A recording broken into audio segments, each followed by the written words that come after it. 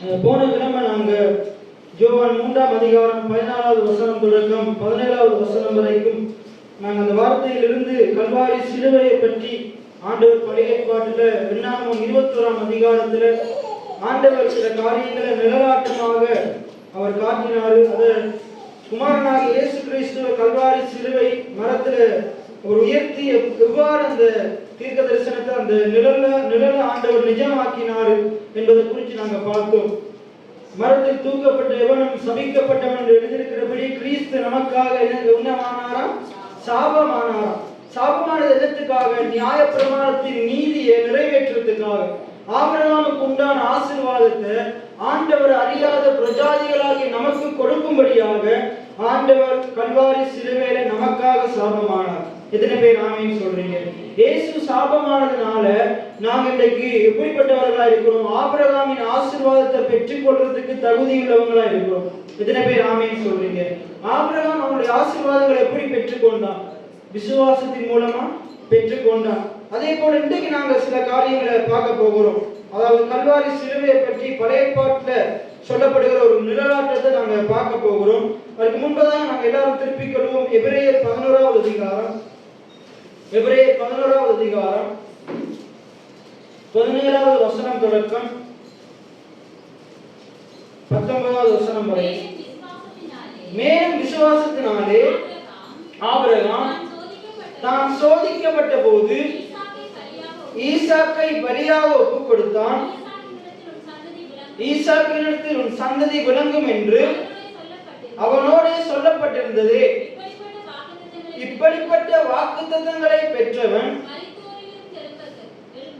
மரித்தோரிலிருந்து எழுப்ப தேவன் வல்லவராய் இருக்கிறார் என்று எண்ணி தனக்கு ஒரே பேரானவனையே பலியாக ஒப்புக் கொடுத்தான். மரித்தோரிலிருந்து அவனை திரும்பவும் பாவனையாக பெற்றுக் கொண்டான். நம்ம எல்லாருக்குமே தெரியும், வேதம் ஆபிரகாம விசுவாசத்தின் தகப்பனாக சொல்லப்படுகிறது. இன்னைக்கு இந்த பூமியில வாழுகிற புதிய உடன்படிக்கைகளை வாழுகிற கிறிஸ்தவர்களாகி நம்முடைய வாழ்க்கையில, விசுவாசிகளாகி நம்முடைய வாழ்க்கையில ஆண்டவர் வேதத்துல சொல்றாரு, உன்னுடைய தகப்பனாகி ஆபிரகாமையும் உன்னை பெற்ற சாராரையும் நோக்கி பார். உன்னுடைய மூதாதையர்ல நிறைய பேர் இருக்கிறாங்க, பழைய ஏற்பாட்டில் நிறைய பரிசுத்தவான்கள் இருக்கிறாங்க. ஆனா வேதம் யாரை நோக்கி பார்க்க சொல்லுதுண்டா?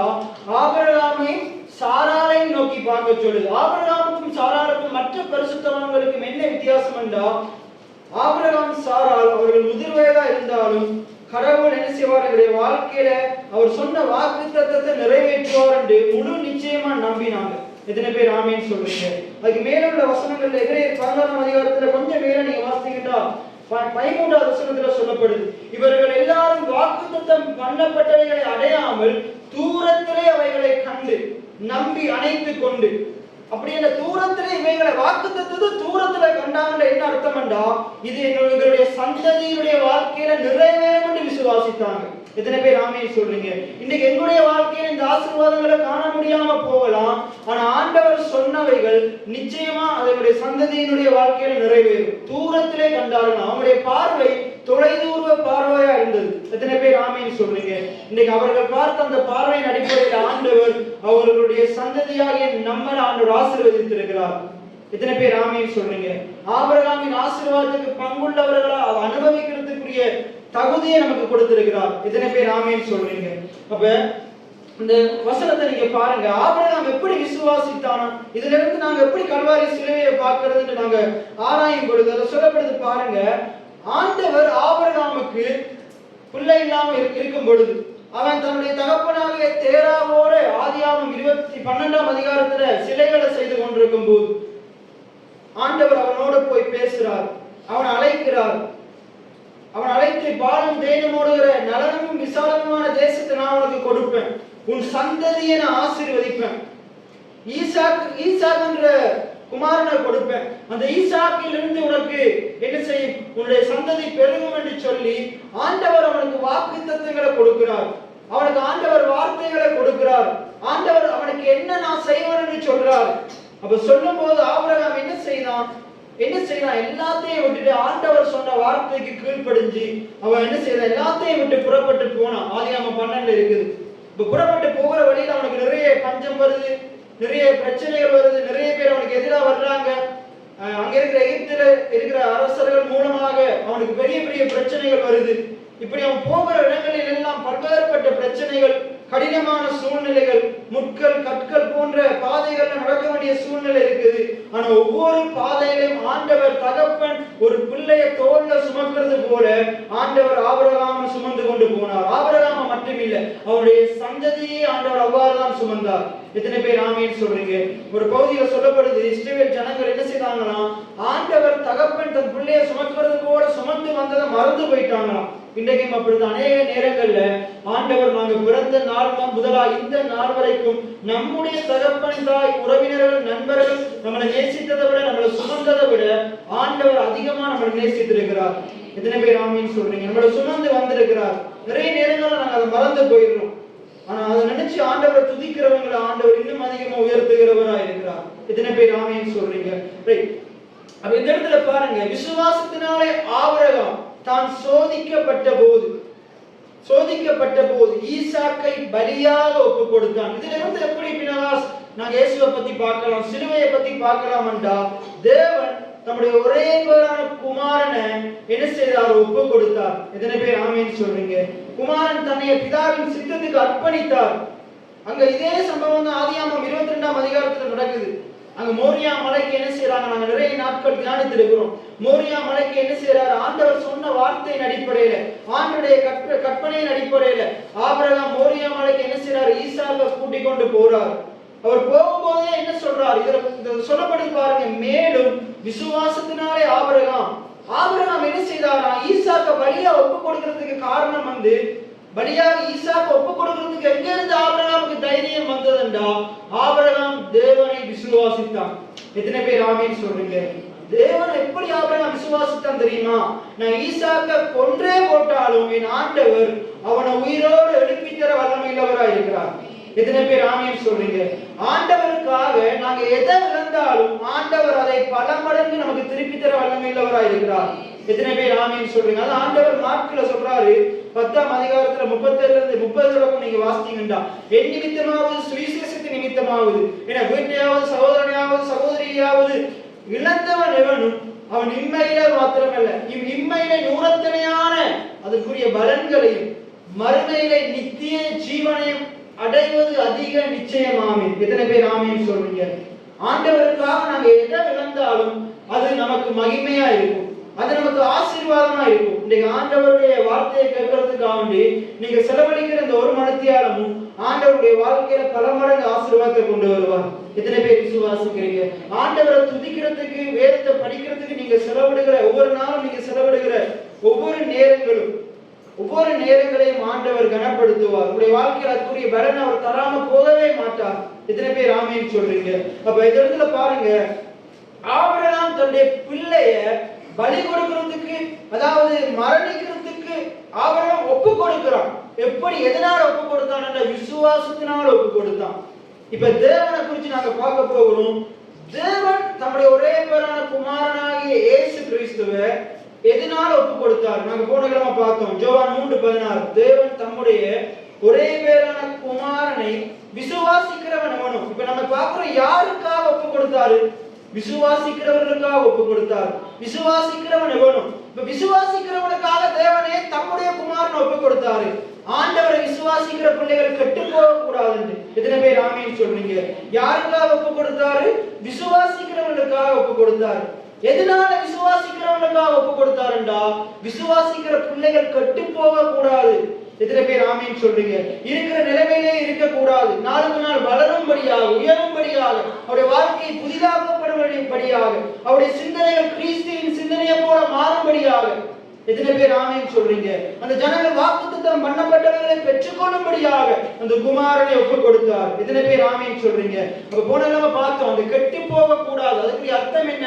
ஆவிக்குரிய ரீதியில மறைத்த நிலைமையிலே இருக்கக்கூடாது, ஆவிக்குரிய மரணத்துக்குள்ளே இருக்கக்கூடாது. அந்த பிள்ளைகள் ஆவிக்குரிய மரணத்திலிருந்து உயிர்த்தெழப்பட வேண்டும். எத்தனை பேர் ஆமீன் சொல்றீங்க? இப்ப கெட்டு போக கூடாதுன்னா இவ்வளவு அதுக்குள் அடங்கும். அப்ப விசுவாசிக்கிறவர்களுக்காக கொடுத்தாரு. ஏன் விசுவாசிக்கிறவர்களுக்காக கொடுத்தார் என்ற கேள்வி எழுப்பும் போது அவங்க கெட்டு போக கூடாது என்பதற்காக கொடுத்தார். எத்தனை பேர் ஆமென் சொல்றீங்க? ரைட். கெட்டு போக கூடாது. இன்னும் என்னதுக்காக கொடுத்தாரு? அவர்கள் கெட்டு போகாமல் நித்திய ஜீவனை அடையும்படியாக. எத்தனை பேர் ஆமென் சொல்றீங்க? அதாவது நித்திய ஜீவன் என்றா இந்த முடிவில்லாத நித்தியமா பிதாவானவர் வாழுகிறது போல, பிதாவானவர் எப்படி ஆதியும் அந்தமுமா இருக்கிறாரோ அதே போல நாங்களும் நித்தியமாக அவரோடு கூட வாழும்படியாக, அவரோடு கூட பிதாவின் வலது வருஷத்திலிருந்து ஆளுகை செய்யும்படியாக ஆண்டவர் என்ன செய்தாராம்? குமாரனை நமக்காக ஒப்பு கொடுத்தாராம். எத்தனை பேர் விசுவாசிக்கிறீங்க? வேதம் முழுவதும் சொல்லுது, ஒன்றான மெய்தேவனாகிய உம்மையும் நீர் அனுப்பினவராகிய இயேசு கிறிஸ்துவையும் அறிவதே நித்திய ஜீவன். இந்த உலகத்துல நம்ம என்னதான் செய்தாலும், உலகத்துல எவ்வளவு பெரிய மருத்துவர்கள் விஞ்ஞானிகள் இருந்தாலும், எவ்வளவு பெரிய ஆசிரியர்கள் இருந்தாலும், எவ்வளவு பெரிய வல்லுநர்கள் பகுத்து அறிவாளர்கள் இருந்தாலும், எந்த மனுஷனாலும் ஒரு மனுஷனுக்கு சக மனுஷனுக்கு நித்திய ஜீவனை கொடுக்க முடியாது. இந்த விஞ்ஞானிகள் எவ்வளவு காரியங்களை கண்டுபிடிக்கிறாங்க. ஆனா எந்த விஞ்ஞானியாலையும் நித்தியமான வாழ்க்கையை வாழும்படியாக உண்டு பண்ணவே, எந்த விஷயம் உண்டு பண்ணவே முடியாது. ஆண்டவர் நித்திய ஜீவனை கொடுக்கிறவராக இருக்கிறார். மனுஷனால கூடாதவைகள் தேவனால் தான் கூடும், தேவனால் எல்லாம் கூடும் என்று ஆண்டுடைய வார்த்தை சொல்லுகிறது. ஒரு கன்னியை கர்ப்பவதியாக்க மனுஷனால முடியாது. எத்தனை பேர் ஆமென் சொல்றீங்க? தேவன் முடியாதவைகளை சாத்தியமாக்குகிற தேவனா இருக்கிறார். ஒரு மரித்த சடலத்தை உயிரோடு எழுப்ப எந்த மனுஷனாலும் முடியாது. ஆண்டவர் உயிர்த்தெழ செய்ய வல்லமையுள்ளவரா இருக்கிறார். எத்தனை கோடி ஆண்டுகளாக நிலத்துல புதைக்கப்பட்டு அங்க பாருங்க எலும்பா கிடக்கிற சரீரங்களை கூட எசேக்கியேல் 37ஆம் அதிகாரத்துல உலர்ந்த எலும்புகள் ஆண்டு உயிர் பெற செய்தார். எத்தனை பேர் ஆமென் சொல்றீங்க? அதான் இந்த இடத்துல எப்படி அதனால லாசரோட சம்பவத்திலையும் வாசிக்கிறோம். லாசரு மரித்த செய்தி, அவன் வியாதியா இருக்கிற செய்தி இயேசுவோட காதுக்கு வந்த உடனே அவர் வந்திருக்கலாம். ஏன்னா அந்த அளவுக்கு அவர் லாசருவை நேசித்தார். ஆனா தேவனுடைய மகிமை விளங்கும்படியாக அவர் தாமதமாக வந்தார். செத்து 4 நாளைக்கு பிறகு வந்தார். ஏனென்றால் யூதர்களுடைய முறைப்படி, அவருடைய நம்பிக்கையின்படி ஒரு மரித்தவர்கள் 3 நாள்ல சில வேளைகள்ல உயிர்த்தெழ வர்றதுக்கு 3 நாளுக்கு அவங்க என்ன செய்வாங்க, வைத்திருப்பாங்க. ஒருவேளை அவங்க என்ன செஞ்சிடலாம், உயிரோடு எழுப்பி வந்துடலாம். ஒருவேளை சில நேரத்தில் அந்த இதயம் என்ன செய்யுது, துடிக்கிறது நிப்பாட்டின 3 நாளுக்குள்ள திருப்பி உயிர்த்தெழ சில காரியங்கள் இருக்குது அப்படின்ற நம்பிக்கை யூதர்களுக்கு இருந்துச்சு. அதனாலதான் ஆண்டவர் வேணுமென்றே அவர்களுடைய ஞானிகளுடைய ஞானத்தை அவமாக்கும்படிக்கு ஆண்டவர் என்ன செய்தாரு, யூதர்களுடைய நம்பிக்கையை விட அதிகமாக ஆண்டவர் கிரியைகளை நடப்பித்தார். நாங்க போன கிழமை பார்த்தோம். ஆண்டவர் இந்த பிரசங்கங்கள் நிறைய உலகத்துக்கு பைத்தியமா தெரியுது. உலகத்துக்கு பைத்தியமா தெரிகிற இந்த பிரசங்கத்தினாலதான் ஆண்டவர் நம்மளை ரட்சிக்க சித்தமா இருக்கிறார். எத்தனை பேர் ஆமென் சொல்றீங்க? நிறைய நேரத்துல நீங்க இப்படிப்பட்ட போதனைகளை கேட்கும் போது, விசுவாச போதனைகளை கேட்கும் போது இதெல்லாம் நடக்குமா நடக்காதான்ற சந்தேகம் மாதிரி இருக்கும். ஆனாலும் அது நடக்கும் என்று விசுவாசிக்கிறவருடைய வாழ்க்கையில தேவன் செய்து முடிக்க வல்லமையுள்ளவரா இருக்கிறார். இப்ப ஆபிரகாமுக்கு நான் ஏற்கனவே பேசியிருக்கிறேன். அவன் என்ன செய்யறான், வீட்டுல இருந்து மோரியாமலை வரைக்கும் போறதுக்கு 3 நாள் எடுக்குது. எத்தனை நாள் எடுக்குது? 3 நாள் எடுக்குது. இந்த 3 நாள்ல அவனுக்கு என்னென்ன யோசனைகள் வந்திருக்கும், 3 நாள்ல என்னென்ன யோசனைகள் வந்திருக்கும். நான் கற்பனையின்படி நான் யோசிக்கும் பொழுது முதல் 1.5 நாளும் அவன் என்ன செய்யறான், நெகட்டிவா எதிர்மறையா யோசிச்சு கொண்டு போயிருப்பான். ஆனா அடுத்த 1.5 நாளும் அவனுக்குள்ள என்ன விசுவாசம் வருது, நான் ஈசாக்க கேட்கல, எனக்கு ஒரு பிள்ளை வேணும்னு நான் கேட்கல, என் பாட்டுக்கு என் அப்பாவோட சேர்ந்து வேலை செஞ்சு கொண்டிருந்தேன். அவர் தான் என்னை அழைச்சாரு, அவர் தான் வாக்குத்தத்தத்தை கொடுத்தாரு, அவர் தான் ஈசாக்க கொடுத்தாரு. அப்ப ஈசாக்க கொடுத்தவர் நான் அவனை மறிக்க ஒப்பு கொடுத்தாலும் உயிர்த்தெழ செய்ய வல்லமையுள்ளவரா இருக்கிறார். எத்தனை பேர் ஆமென் சொல்றீங்க? என்னுடைய மனைவியாகிய சாராளுடைய செத்த கற்பத்தின் மூலமாக ஒரு அழகான பிள்ளையை ஈசாக்க என்னுடைய வாழ்க்கைக்குள்ள கொண்டு வந்த ஆண்டவர் அந்த ஈசாக்கு செத்தே போனாலும் அவனையும் உயிர்ப்பித்து தர வல்லமையுள்ளவராய் இருக்கிறார். செத்த கற்பத்தை உயிர்ப்பித்தவர் செத்த சரீரத்தையும் உயிர்ப்பிக்க வல்லமையுள்ளவராய் இருக்கிறார். அவன் எப்படி விசுவாசிக்கிறான் பாருங்க. இதுல சொல்லப்படுது, இப்படி விசுவாசிக்கிற அளவுக்கு அவனை மாற்றினது என்னென்ன விசுவாசம். இப்ப நம்ம பார்த்தோம் யோவான் 3:16, தேவன் தம்முடைய ஒரே பேரான குமாரனை விசுவாசிக்கிறவன் எவனும் அவன் கெட்டு போகாமல் நித்திய ஜீவனை அவன் அடையும்படிக்கு அவரை தந்தருளி இவ்வளவா உலகத்தில் தந்தருளி என்று அவர் கொடுத்தாராம். அவர் இயேசுவை கொடுத்தாராம். யாருக்காக கொடுத்தாராம்? அவரை விசுவாசிக்கிறவர்களுக்காக கொடுத்தாராம். இன்னைக்கு எத்தனை பேர் இயேசுவை விசுவாசிக்கிறீங்க? அவரே இரட்சகர் என்று எத்தனை பேர் விசுவாசிக்கிறீங்க? உங்களுடைய மீட்புக்காகத்தான் இயேசுவை கொடுத்தார். மீட்புன்றது வெறுமனே பாவத்திலிருந்து மட்டும் மீட்கப்படுறது இல்லை, சாபத்திலிருந்து மீட்கப்படுறது, வியாதியிலிருந்து மீட்கப்படுறது, வறுமையிலிருந்து மீட்கப்படுறது, பலவீனத்திலிருந்து மீட்கப்படுறது. குறைவிலிருந்து மீட்கப்படுறது, இல்லாமையிலிருந்து மீட்கப்படுறது. எத்தனை பேர் ஆமேன்னு சொல்றீங்க? மீட்புன்றது எல்லாவற்றிலும் இருந்து நாங்க மேல வர்றதா மீட்பா இருக்கு. எத்தனை பேர் ஆமேன்னு சொல்றீங்க? அப்ப அங்க சொல்லப்படுது பாருங்க, ஆண்டவர் என்னத்துக்கு கொடுத்தாராம்? நாங்க நித்திய ஜீவனை அடையும்படி அவரை தந்தவர்கள் அப்படின்னா கொடுத்தாராம். எதனால கொடுத்தாராம்? அவர் உலகத்தை அன்பு கூர்ந்தபடியினால். எத்தனை பேர் ஆமேன்னு சொல்றீங்க? உலகத்துல உலகத்தை அன்பு கூறுறாரு, இயற்கை அன்பு கூறுறாரா? இல்ல, உலகத்துல இருக்கிற அவருடைய ஜனங்களாகிய நம்மளை அன்பு கூறும்படியாக. வேதத்துல நீங்க வாசிக்கும் பொழுது உலகம் என்று சொல்லப்படுகிற வார்த்தைகள் எதை குறிப்பிடுதுன்றா, பாவத்துக்குள்ள வாழ்ந்து கொண்டிருக்கிற மனுஷன். ஆண்டவர் பாவத்துல வாழ்ந்து கொண்டிருக்கிற மனுஷன் அன்பு கூர்ந்தார். எத்தனை பேர் ஆமேன்னு சொல்றீங்க? பாவத்துல வாழ்ந்து கொண்டிருக்கிற மனுஷன் மேல அன்பா இருந்தார். அவன் அந்த பாவத்திலிருந்து அவன் வெளியே வரணும் என்று விரும்பினாராம். அவன் அடிமைத்தனத்திலிருந்து வெளியே வரணும் என்று விரும்பினாராம்.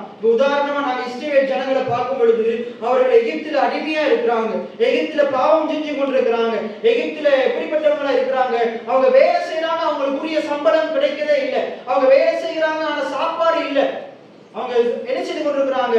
ஒரு அடிமைத்தனத்துல வாழ்ந்து கொண்டிருக்கிறாங்க. அவங்களுக்கு இல்லாத குறைவே இல்லை, இல்லாத வியாதி இல்லை, எல்லாமே அவங்களுக்கு இருக்குது.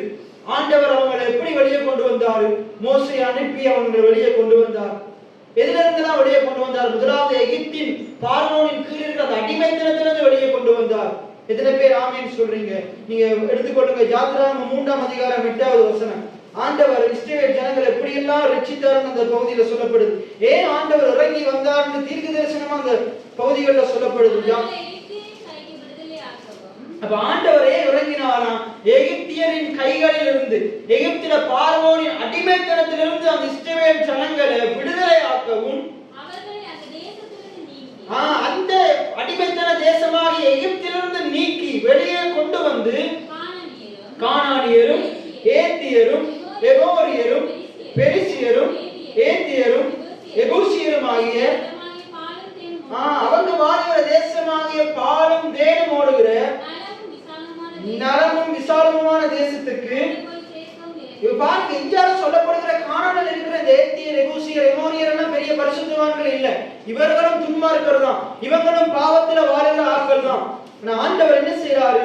அவர்களை இன்னொரு தேசத்திலிருந்து, அடிமைத்தன தேசத்திலிருந்து வெளியே கொண்டு வந்து ஒரு செழிப்பான தேசத்துல அங்கிருக்கிற அக்கிரமக்காரர்களையெல்லாம் உரட்டி விட்டு, துன்மார்க்கரையெல்லாம் உரட்டி விட்டு அவர்களுக்கு இந்த தேசத்தை ஈவாக கொடுக்கிறார்.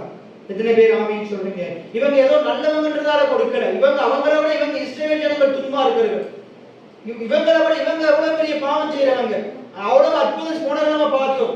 அவ்வளவு அற்புதம் செய்த நன்மை செய்த தேவனை மறந்து போனார்கள், தேவன் செய்த நன்மையை மறந்து போனாங்க.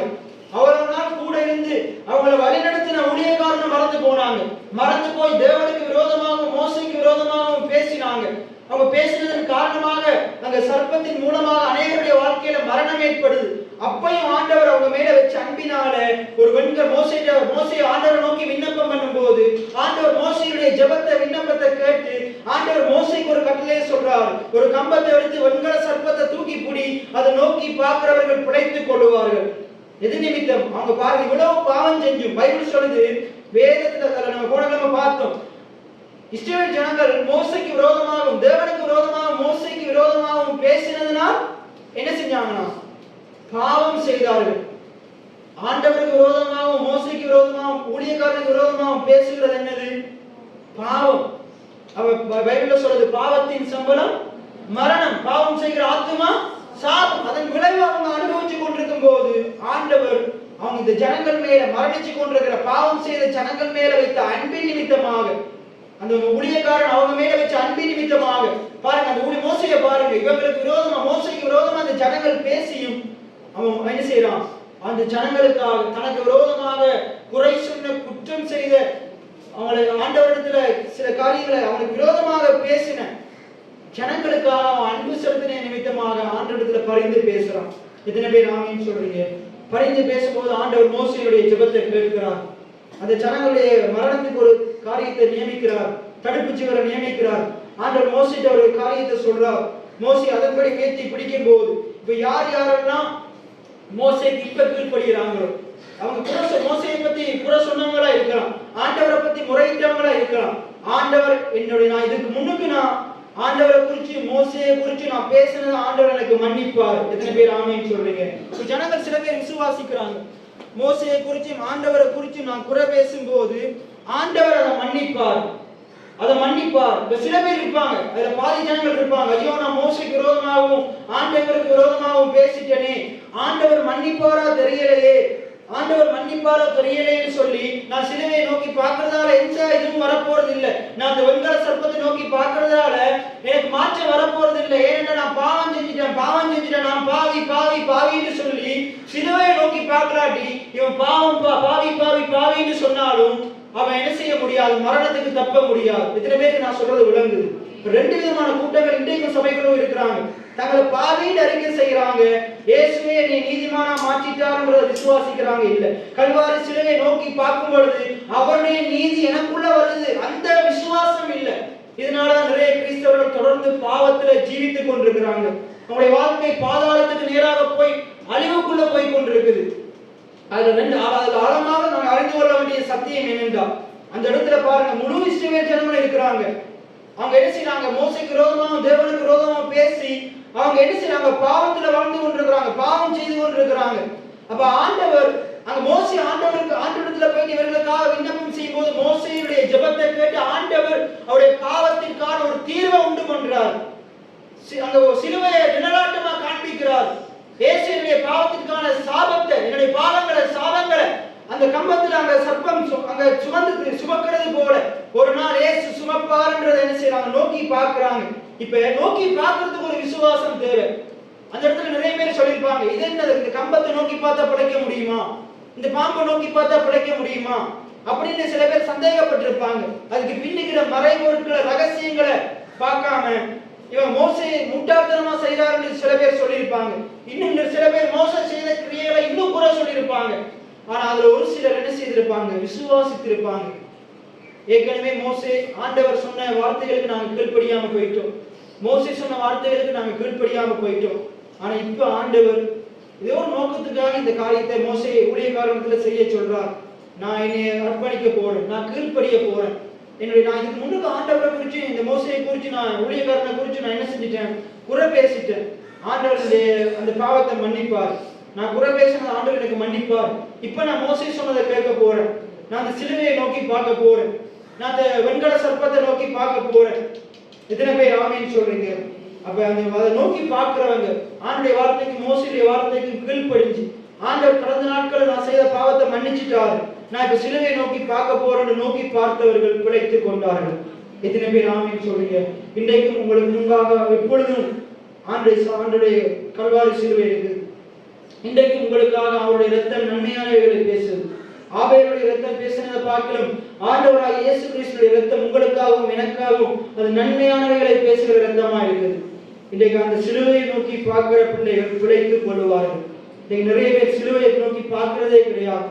நிறைய பேர் என்ன செய்றாங்க, தங்களுடைய நிர்வாணத்தை தாங்களே பார்த்து, தங்களுடைய பாவத்தை தாங்களே பார்த்து ஆண்டவரத்துல போயிட்டு அறிக்கை செய்து அதை விட்டு விடாம, இரக்கத்தை பெற்றுக் கொள்ளாம, இன்னும் ஆண்டவரே இரக்கமாயிரும் நீங்க ஆண்டவரத்துல போயிட்டு பாவத்தை அறிக்கை செஞ்சுட்டீங்கன்னா எப்பொழுதும் உங்கள் மேல அவருடைய இரக்கம் இருக்குது. அதுக்கப்புறம் நீங்க யாரு, இரக்கத்தை பெற காத்திருக்க தேவையில்லை, இரக்கத்தை பெற்றவர்களா இருக்கிறீங்க. எத்தனை பேர் ஆமேன்னு சொல்றீங்க? இரக்கத்தை பெறவும் ஏற்ற சமயத்திலே அவரிடத்திலே சகாயம் பெறுகிற கிருபை அடையவும் தைரியமா அவருடைய கிருபாசன தண்டையிலே சேர கடவுள் அவருடைய வார்த்தை சொல்லுது. கிருபாசன தண்டையிலே சேர்ந்த பிள்ளைகளுக்கு இரக்கம் உண்டு. எத்தனை பேர் ஆமேன்னு சொல்றீங்க? ஏன்னா கிருபாசன தண்டைக்குள்ள வரணுமா இருந்தா ரத்தம் சிந்தப்பட்டாகும். எத்தனை பேர் ஆமேன்னு சொல்றீங்க? லேவியராகமம் 16 இருக்குது. கிருபாசன தண்டையில ரத்தம் தெளிக்கப்படலாட்டி அந்த ஆசாரியன் கூட உள்ள போக முடியாது. அங்க ஆரோனாலே உள்ள போக முடியல. ஏன்?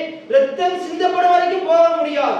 எவ்வளவு பெரிய பரிசுத்தவான்களா இருக்கலாம், நம்முடைய பரிசுத்தத்தினால உள்ள பிரவேசிக்க முடியாது. ஆண்டவராகிய இயேசு கிறிஸ்துவின் ரத்தம் நம்மளை உட்பிரவேசிக்கிற தகுதியை கொடுக்குது. கல்வாரி சிலுவையில் இயேசு மரிக்கும் போது அவருடைய ரத்தம் சிந்தப்படும் போது அங்க என்ன செய்யுது, திரட்சியை மேல் தொடங்கி கீழ் வரைக்கும் கிழிக்குது. கீழே இருந்து மேலாக்கு தான் கிழிக்கப்படணும், ஆனா மேலிருந்து கீழே வரைக்கும் கிழிக்குது. கிழிச்சது மனுஷன் அல்ல, கிழிச்சது ஆண்டவர். எத்தனை பேர் ஆமீன் சொல்றீங்க? உள்ள வர்றதுக்கு தகுதியை உண்டு பண்ணது மனுஷன் அல்ல, மனுஷனுடைய பலிகள் அல்ல. உள்ள வர்றதுக்கு தகுதியை உண்டு பண்ணினது தேவனுடைய பலி. தேவன் நமக்கு நியமித்த பலியாக இயேசு கிறிஸ்து ஆட்டுக்குட்டியானவர். எத்தனை பேர் ஆமேன்னு சொல்றீங்க? இப்ப இந்த திருச்சலையை நாங்க என்ன செய்யறோம்? இதை நாங்க இப்படி போடுறோம்னு வைங்களேன்.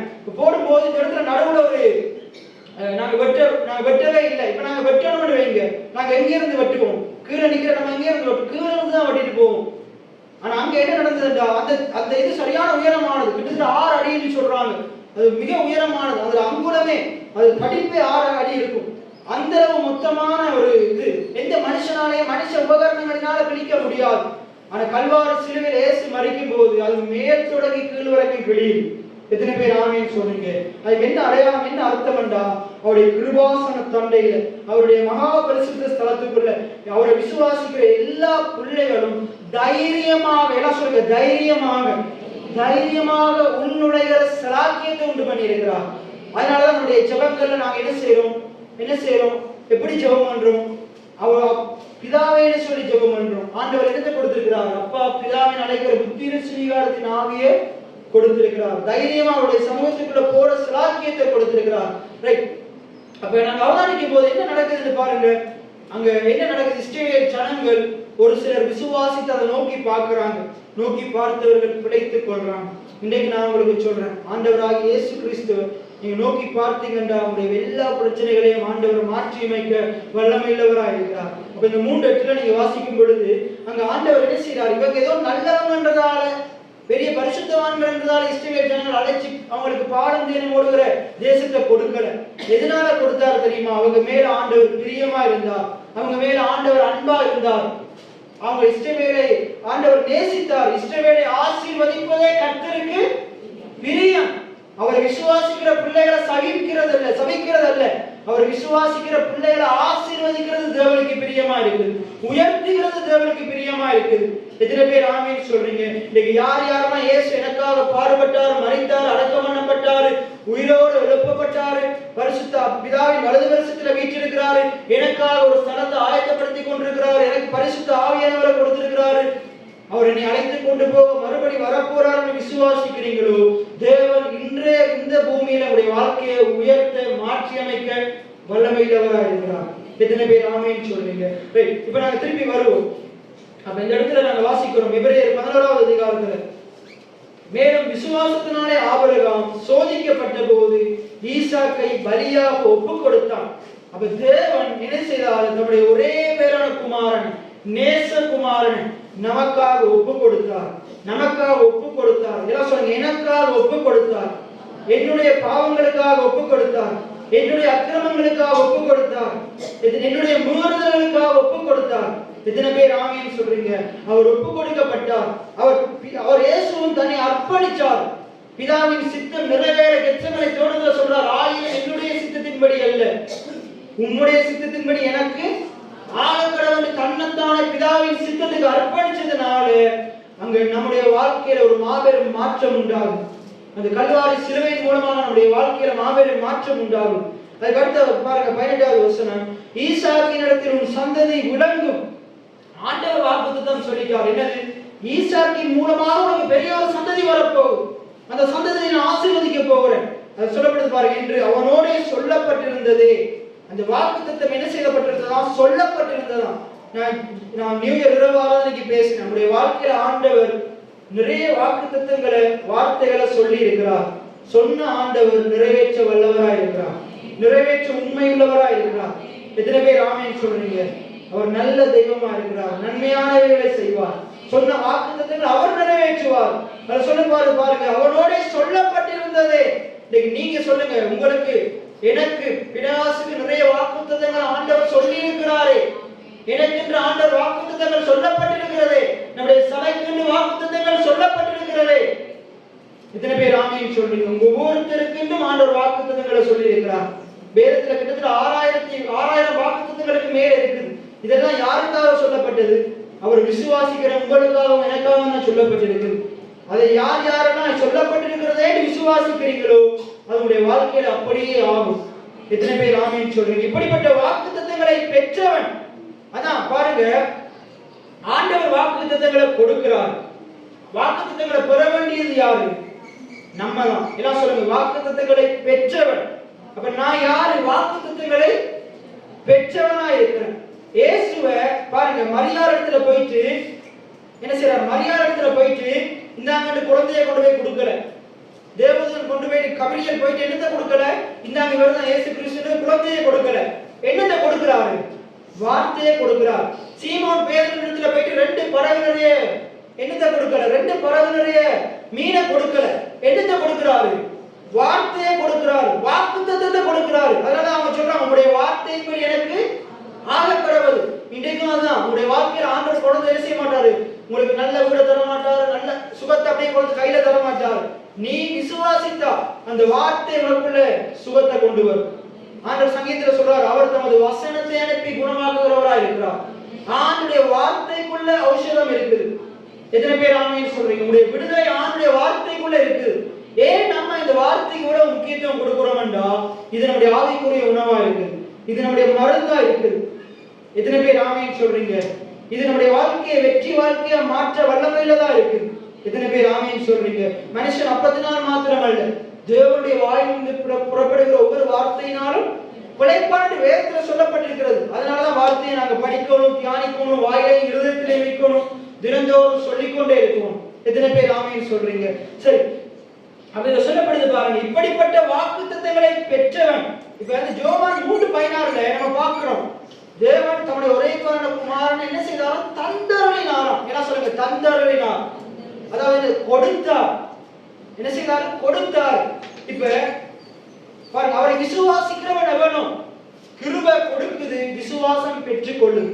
எத்தனை பேர் ஆமென் சொல்றீங்க?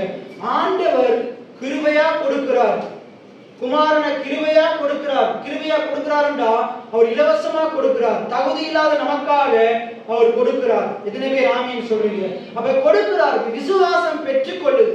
அப்ப அவரை விசுவாசிக்கிறவன் தான் பெற்றுக்கொள்ள முடியும். ஏன் பேதுரு சொல்றது விசுவாசம் இல்லாமல் தேவனுக்கு பிரியமா இருப்பது? ஏன் சொல்றதுல விசுவாசம் இல்லாதவன் பெற்றுக்கொள்ளவே முடியாது. ஆண்டவரை விசுவாசிக்காம பெற்றுக்கொள்ளவே முடியாது. அங்க பாருங்க, ஆண்டவர் சொல்றார், மாத்தாள் மரியாதைக்கு சொல்றார், நீங்கள் விசுவாசித்தால் தேவனுடைய மகிமையை காண்பீர்கள். நிறைய ஜனங்கள் எபிரேயர்ல எல்லாம் சொல்லப்படுது பாருங்க. எபிரேயர் 3ஆம் அதிகாரத்திலையும் 4ஆம் அதிகாரத்திலையும் முதலாம் வசனத்துல 4 வசனங்களை வாசிங்கன்னா, நிறைய ஜனங்களே வாக்குத்தத்தங்கள் ஆசீர்வாதங்களை பெற்றுக்கொள்ள தெரியுமா? அவங்க விசுவாசிக்கல. அவங்க ஆண்டுடைய வார்த்தையை குறித்து அவிசுவாசப்பட்டார்கள், விசுவாசிக்கல. அவர்கள் விசுவாசியாதனால் அதை அடையாமல் போனார்கள். இன்னைக்கு நீங்க எத்தனை பிரசங்கங்களை கேட்டாலும், எவ்வளவு நல்லா ஜெபம் பண்ணினாலும், நீங்க என்னதான் செய்தாலும் ஆண்டவரை நீங்க விசுவாசிக்கிறாட்டி, ஆண்டுடைய வார்த்தைகளை கேட்டு அதை என்னுடைய வாழ்க்கையில் இவர் சொன்னபடி, ஆண்டவர் சொன்னபடி அப்படியே ஆகும் என்று நீங்க விசுவாசிக்கிறாட்டி, ஏற்றுக்கொள்ளாட்டி அதனுடைய வாழ்க்கையில நிறைவேற போறதே இல்லை. ஆனா விசுவாசிப்பீங்கன்னா தேவன் இல்லாதவர்களுக்கு உங்களுடைய வாழ்க்கையில் இருக்கும்படி செய்ய வல்லமையுள்ளவராக இருக்கிறார். மரித்த காரியத்தை கூடி உயிர்த்தெழ செய்ய வல்லமையுள்ளவராக இருக்கிறார். இது நீங்களே உலகம் உங்களை சுத்தி இருக்கிற மனுஷன் எல்லாம் சொல்லுவான், இது உன்னுடைய வாழ்க்கையில நடக்கவே நடக்காதுன்ற காரியங்களை கூடி ஆண்டவர் நடத்தி காட்ட வல்லமையுள்ளவராக இருக்கிறார். எத்தனை பேர் ஆமென் சொல்றீங்க? அப்ப இதுல சொல்லப்படுது பாருங்க, இப்படிப்பட்ட வாக்குத்தத்தங்களை பெற்றவன். அப்ப ஆண்டவர் அவனுக்கு உயர்தரமான வாக்குத்தத்தங்களை கொடுத்திருந்தார். உலகம் நம்ப முடியாத வாக்குத்தத்தங்களை கொடுத்திருந்தார். ஆண்டவர் எப்பயுமே அவர் நமக்கு வாக்குத்தத்தங்களை கொடுக்கும் போது நம்முடைய கற்பனைக்கு, சிந்தனைகளுக்கு அப்பாற்பட்டவர்களை தான் ஆண்டவர் கொடுக்கிறார். எத்தனை பேர் ஆமென் சொல்றீங்க? அது ஆண்டவர் சொல்ற, என் நினைவுகள் உங்கள் நினைவுகள் அல்ல, என் வழிகள் உங்கள் வழிகள் அல்ல, உங்கள் வழிகளை காட்டிலும் உங்கள் நினைவுகளை காட்டிலும் வானத்துக்கும் பூமிக்கும் எவ்வளவு தூரமும் அவ்வளவு தூரமாக என்னுடைய நினைவுகள் உங்களை பத்தி உயர்ந்தவைகளா இருக்கு, பெரியவைகளா இருக்கு, விசாலமானவைகளா இருக்கு. அதை சொல்லிட்டுதான் கீழே சொல்றாரு, மாறியும் உறைந்த மலையும் வானத்திலிருந்து இறங்கி பூமியை நினைத்து விதைக்கிறவனுக்கு விதையையும் புசிக்கிறவனுக்கு ஆகாரத்தையும் கொடுக்கிறது எப்படியோ. இங்கே தான் பார்க்கிறோம், ஆண்டவர் வாக்குத்தத்தத்தை கொடுத்தார். எத்தனை பேர் ஆமென் சொல்றீங்க? அப்ப வானத்திலிருந்து விழுகிற மழை என்ன செய்யுது? என்னத்தை கொடுக்குது? விதைக்கிறவனுக்கு விதையை கொடுக்குது, புசிக்கிறவனுக்கு ஆகாரத்தை கொடுக்குது. அதுக்கு அடுத்த கீழே வார்த்தையை பத்தி சொல்லப்படும். அதே போலதான் ஆண்டுடைய வார்த்தை, ஆண்டவருடைய வார்த்தை என்ன நோக்கத்துக்காக அனுப்பப்படுதோ அந்த நோக்கத்தை நிறைவேற்றி முடிக்கும். அது வெறுமையா திரும்பாது. நான் உங்களுக்கு சொல்றேன், ஆண்டவர் உங்களுக்கு சொன்ன வாக்குத்தத்தம் வெறுமையா திரும்பாது. ஆண்டவர் உங்களுக்கு சொன்ன ஒவ்வொரு வார்த்தைகளும் வெறுமையா திரும்பாது. இங்க பிரசங்கிக்கப்படுகிற ஒவ்வொரு வார்த்தைகளும் வெறுமையா திரும்பாது. அது தான் விரும்பினதை செய்து தான் அனுப்பின காரியம் ஆகும்படி வாய்க்கும். எத்தனை பேர் ஆமென் சொல்றீங்க? ஆண்டவர் ஆபிரகாமுக்கு பிள்ளை இல்லாம இருக்கும்போது சொல்றாரு, நான் உன் சந்ததியை ஆசீர்வதிப்பேன். அப்ப ஈசாக்கு பிறப்பான், அவனுக்கு சந்ததி பிறக்கும், அது ஆசீர்வாதமா இருக்கும். எத்தனை பேர் ஆமீன் சொல்றீங்க? இடையில அவன் மரிச்சே போனாலும் ஆண்டவர் ஈசாக்கை உயிர்ப்பித்து ஈசாக்கின் மூலமா ஆபிரகாமுக்கு சந்ததியை கொடுக்க வல்லமையுள்ளவரா இருக்கிறார். எத்தனை பேர் ஆமீன் சொல்றீங்க? உங்களுடைய வாழ்க்கையில ஆண்டவர் கொடுத்த வாக்குத்தத்தத்தை நிறைவேறாத மாதிரி சூழ்நிலைகள், காலநிலைகள், மனுஷர்கள் எல்லாம் மாறி மாறி நடந்தாலும், இப்படிப்பட்ட காரியங்கள் எதுவா இருந்தாலும், ஒருவேளை நீங்களே மரித்து போனாலும் ஆண்டவர் உங்களை மறுபடியும் உயிர்ப்பித்து உங்களுக்கு கொடுத்த வாக்குத்தத்தை உங்கள் கண்கள் காணும்படி செய்ய வல்லமையுள்ளவராய் இருக்கிறார். சில வாக்குத்தத்தங்களை ஆண்டவர் உங்களை அறியாமல் நீடித்தாயில் வச்சிருந்து அதை நீங்க பார்க்கும் அளவும், உங்களுக்கு அதை பார்க்கும் அளவும் நீங்க மறிக்காதபடிக்கு நீடித்த ஆயுள் நாட்களை தர வல்லமையுள்ளவராய் இருக்கிறார். அதான் சிமியோனுக்கு நடக்குது. சிமியோன் சொல்றார், உங்களுடைய இரட்சணியத்தை என் கண்கள் அதை அந்த வாக்குத்தத்தத்தை கண்ணால பார்க்க மட்டும் அவர் அறியாம தேவன் வச்சிருக்கிறார். எத்தனை பேர் ஆமீன் சொல்றீங்க? சிமியோனுக்கு கொடுத்த வாக்குத்தத்தத்தை சிமியோன் தன் கண்களால பார்க்க மட்டும் ஆண்டவர் சிமியோனுக்கு நீடித்த ஆயுளை கொடுத்திருந்தார். எவ்வளவு நல்ல ஆண்டவர் பாருங்க. அப்ப ஆண்டவர் உங்களுக்கு ஒரு வாக்குத்தத்தத்தை கொடுத்துட்டாரா இருந்தா நீங்க சந்தேகப்படவே தேவையில்லை. நடக்குமா நடக்காதான்னு சந்தேகப்படவே தேவையில்லை. நிச்சயமா நடக்கும், நிச்சயமா நடக்கும். சுற்றி உள்ள கண்கள் அதை பார்க்கும். எத்தனை பேர் ஆமீன் சொல்றீங்க? நிச்சயமா நடக்கும். என் கர்த்தர் செய்ய நினைத்தது அது தடைபடாது. என் தேவன் என்னை ஆசீர்வதித்தால் அதை தடுப்பது யார்? அவர் நம்மளை உயர்த்துகிறவராக இருக்கிறார். எத்தனை பேர் ஆமீன் சொல்றீங்க? அப்ப என்ன நடந்தது? ஆண்டவர் வாக்குத்தத்தங்களை கொடுத்திருக்கிறார். இப்ப நம்மட வேலை என்னது? ஆபிரகாம் வாக்குத்தத்தங்களை பெற்றுக்கொண்டது போல இப்ப நீங்க என்ன செய்து கொண்டிருக்கிறீங்க? என்ன செய்து கொண்டிருக்கிறீங்க? நானா பின்ன தூங்கி கொண்டிருக்கிறேன், நான் இறைச்சி என்ன வாங்கலாம்னு யோசிச்சு கொண்டிருக்கிறேன், நாளைக்கு என்ன நடக்க போகுது அப்படி இல்லை. இப்ப என்ன செஞ்சு கொண்டிருக்கிறீங்க? ஆண்டுடைய வாக்குத்தத்தங்களை பெற்றுக் கொண்டிருக்கிறீங்க, ஆண்டுடைய வார்த்தைகளை பெற்றுக் கொண்டிருக்கிறீங்க. அப்ப வாக்குத்தத்தங்களை பெற்றவன், வாக்குத்தத்தங்களை பெறாதவன் வாழ்க்கையில மேல போக முடியாது, உருப்படவே முடியாது. வாக்குத்தத்தம் பெற்றவனால வாழ்க்கையில முன்னேறாம இருக்கவே முடியாது. இதற்கு நீங்க வாசிங்க, வாக்குத்தத்தங்களை பெற்றவன் மரித்தோரிலிருந்து எழும்ப தேவன் வல்லவராய் இருக்கிறார் என்று எண்ணி, மரித்தோரிலிருந்து எழுப்ப தேவன் வல்லவராய் இருக்கிறார் என்று எண்ணி, ஈசாக்கு நான் மரிக்க கொடுத்தாலும், அவனை நான் கொலை செய்தாலும், அவனை நான் பலியாக ஒப்பு கொடுத்தாலும், தேவன் மரித்தோரிலிருந்து ஈசாக்கை எழுப்ப வல்லவராய் இருக்கிறார். எத்தனை பேர் ஆமீன் சொல்றீங்க? இன்னைக்கு ஆண்டவருக்காக நீங்க எதை இழந்தாலும் ஆண்டவர் அந்த காரியத்தை திருப்பி உங்களுக்கு உயிரோடு எழுப்பி தர வல்லமையுள்ளவராய் இருக்கிறார். பிதாவானவர் நம்முடைய ஒரே பேரான குமாரனை உலகத்தின் மேல வைத்த அன்பினால அவர் கொடுத்தார். அதனால இயேசுவை குறித்து ஒரு தீர்க்க தரிசனம் சொல்லப்படுது, ஒரு வார்த்தை சொல்லப்படுது. கோதுமை மணியானது நிலத்தில் விழுந்து சாகாவிட்டால் எப்படி பலனை கொடுக்கும்? நிலத்தில் விழுந்து செத்ததையாவில் பலனை. எத்தனை பேர் ஆமீன் சொல்றீங்க? ஒரு விதை நிலத்துல விழுந்து சாகுது, அது புறவையில செத்து திருப்பி உயிர்க்குது. உயிர்த்துக்கு பாருங்க, நம்ம ஒரு விதையை நாங்க நிலத்துல விதைக்கும் போது அது மண்ணுக்குள்ள விதைக்கப்படுது. நம்ம பார்க்கிறோம், ஒன்றையும் காணல. 3 மாசம் ஆகுது, 4 மாசம் ஆகுது, 5 மாசம் ஆகுது, ஒன்றையும் காணல. இப்ப நம்ம சில நேரத்துல நினைச்சிருக்கோம், இது ஐயோ இது வராது போல, அழுகிருச்சு போல, இது உள்ள வந்து பூச்சி எடுத்துட்டு போயிட்டு போல, எலி கிட்டி இப்படி ஏதோ யோசிக்கிறோம், அழிஞ்சு போயிடுச்சு போலன்னு யோசிக்கிறோம். அப்ப நம்ம என்ன செய்யறோம்? அழிஞ்சு போயிடுன்னு யோசிச்சு ரைட் இந்த இடத்துல வெட்டிட்டு வேற போலவோன்னு யோசிக்கும் போது இரவு தூங்கிட்டு அடுத்த நாள் ரைட் அடுத்த பிளான் பண்றோம், 5 மாசம் ஆயிடுச்சு, ஒன்றையும் காணல. நான் நினைக்கிறேன் இந்த விதை என்ன செஞ்சிருச்சு, செத்து போயிருச்சு, இனி இது வரப்போறதே இல்லை. இப்ப நீங்க இந்த இரவு யோசிச்சுட்டு படுக்கிறீங்க, நாளைக்கு முதலாவது வேலையை எழும்புறோம், அந்த தோட்டத்துக்கு போறோம், அந்த விதையை பிடுங்கிட்டு அதை அப்படியே பண்படுத்திட்டு இன்னொரு விதையை போடுவோம்னு போகும்போது அங்க போய் பார்த்தா அங்க இருந்து ஒரு முளை கிளம்பி இருக்குது. எத்தனை பேர் ஆமீன் சொல்றீங்க? அப்ப 5 மாசமா வெளியே வராது, அது என்ன செய்யுது? உள்ள இருந்து தன்னை உள்ள உருவாக்கி கொண்டு அது வெளியில எப்படி உருவாக்கப்படணும்ன்றது அந்த 5 மாசம் அதை எப்படி உள்ள உருவாகுன்றதுக்குள்ளதான் இருக்குது. எத்தனை பேர் ஆமீன் சொல்றீங்க? நீங்க வெளியே எழுந்து பிரகாசிக்கணுமா இருந்தா ஆண்டுடைய பாதத்துல அமர்ந்திருந்து உங்களை நீங்க தயார்படுத்தி கொள்ள வேண்டும். எத்தனை பேர் ஆமீன் சொல்றீங்க? இந்த இடத்துல பேசணுமா இருந்தா அந்த அறைக்குள்ள இருந்து ஆண்டவருக்குள்ள இருந்து தயார்படுத்தி கொள்ள வேண்டும். எத்தனை பேர் ஆமீன் சொல்றீங்க? அதான் சொல்லுவாங்க, அறையில் ஆடாதது அம்பலத்தில் ஆட முடியாது. நம்ம என்ன செய்வோம்? தனிப்பட்ட இடத்துல இருந்து நாங்க ஒரு காரியத்துக்காக தயார்படுத்தி கொள்ளாட்டி நம்ம எழுந்து வெளி காரியங்களை எழுந்து பிரகாசிக்க முடியாது. நீங்க ஒரு எக்ஸாம்ல நல்ல மார்க்ஸ் எடுக்கணுமா இருந்தா நீங்க உங்களுடைய வீட்டுல அறையில் அமர்ந்திருந்து என்ன செய்றீங்கன்றதை பொறுத்துதான் நீங்க எக்ஸாம்ல எவ்வளவு பெரிய ரிசல்ட்ஸ் எடுக்க போறீங்கன்றது. எத்தனை பேர் ஆமீன் சொல்றீங்க? ரைட். உலகத்துல சொல்லுவாங்க, என்னது, நம்மளுடைய பயிற்சி நம்மளை சிறந்தவன் ஆக்கும். நாங்க ஒரு காரியத்தை அதிகமா பயிற்சி செய்ய அது நம்முடைய வாழ்க்கையில ஒரு வெற்றியை தரும். அதனால தாவீது சொல்றார், எனக்கு இந்த யுத்த காரியங்களை போட்டு எனக்கு பழக்கமே இல்லை. எனக்கு இந்த கேடகத்தை பிடிச்சு கொண்டு ஈட்டியை பிடிச்சு கொண்டு நிக்கிறது எனக்கு பழக்கம் இல்லை. எனக்கு இந்த ஆடு மேய்க்கும் போது என்ன செய்யறது, இந்த குருவியை அடிக்கிறதுக்கு இந்த கவனம் பயன்படுத்துறது, இதுதான் பழக்கமா இருக்கு. அவன் சொல்றான், எனக்கு பழக்கம் இல்லாத விஷயத்தை நான் செஞ்சனா இருந்தா நான் தோத்துதான் போவேன். ஆனா ஒரு காரியத்தை நான் பழக்கப்படுத்தி கொண்டு அதை செய்வனா இருந்தா என்னால் அந்த காரியத்தின் மூலமாக வெற்றியை சுதந்திரிக்க முடியும். எத்தனை பேர் ஆமேன்னு சொல்றீங்க? சரி, இப்ப ஆண்டவர் நமக்கு வாக்குத்தத்தத்தை கொடுக்கிறாரு, நாங்க வாக்குத்தத்தங்களை வெற்றி கொள்றோம். அப்ப நீங்க இந்த இடத்துல என்னத்துக்கு ஒவ்வொரு ஞாயிற்றுக்கிழமையும் வர்றீங்க? என்னத்துக்கு வர்றீங்க? வாக்குத்தத்தங்களை நான் இந்த பிரதரை பார்த்துட்டு போறதுக்கு வர்றேன், அப்படியா? நான் பாஸ்டருக்கு தலையை காட்டிட்டு போறதுக்கு வர்றேன். இப்படி நிறைய பேருக்கு நிறைய காரணம் இருக்கும். பக்கத்துல இருக்கிறால பார்த்துட்டு வர்றது. நீங்க என்னத்துக்கு வர்றீங்க? நீங்க என்னத்துக்கு வரணும்? வாக்குத்தத்தங்களை பெற்றுக்கொள்றதுக்கு வரணும். ஆண்டுடைய வார்த்தையை பெற்றுக்கொள்றதுக்கு வரணும். நம்முடைய ஆவிக்குரிய உணவை பெற்றுக்கொள்றதுக்கு. எத்தனை பேர் ஆமீன்னு சொல்றீங்க? ரைட். அப்ப இப்படிப்பட்ட வாக்குத்தத்தங்களை பெற்றவன். ஆண்டுடைய வாக்குத்தத்தங்கள் அது நம்முடைய நினைவுகளுக்கு, நம்முடைய யோசனைகளுக்கு அப்பாற்பட்டதா இருக்குது. அது அப்பாற்பட்டதா இருந்தாலும் சொன்ன ஆண்டவர் அதை செய்து முடிக்க வல்லமையுள்ளவரா இருக்கிறார். ஏசாயா 55:8-11 சொல்லுது, அது மலை நிலத்துல எப்படி விதைக்கிறவனுக்கு விதையை, புசிக்கிறவனுக்கு ஆகாரத்தை கொடுக்கிறது எப்படியோ ஆண்டவருடைய வாயிலிருந்து புறப்பட்ட வார்த்தையும் அப்படியே இருக்கும்.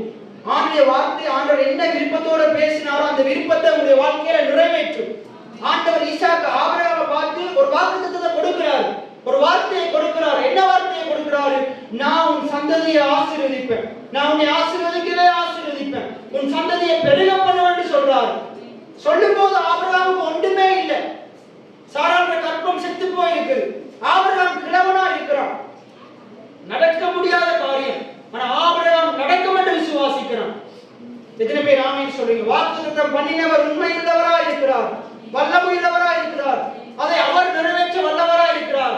எனக்கு நிறைவேற்றுறதுக்கு சரீரத்துல பலம் இல்லாம போகலாம், எனக்கு ஆயுள் நாட்கள் இல்லாம போகலாம், என்னைய சுற்றிலும் காரியங்கள் எதிர்மறையா இருக்கலாம். வாக்குத்தத்தம் பண்ணினவர் உண்மையுள்ளவரா இருக்கிறார், அவர் செய்வார், அவர் செய்ய வல்லமையுள்ளவரா இருக்கிறார். அப்ப தேவன் விரும்புகிறார் ஆபிரகாமுக்கு ஈசாக்கு பிறக்கணும், ஆபிரகாமுக்கு அதன் மூலமா சந்ததி பிறக்கணும்.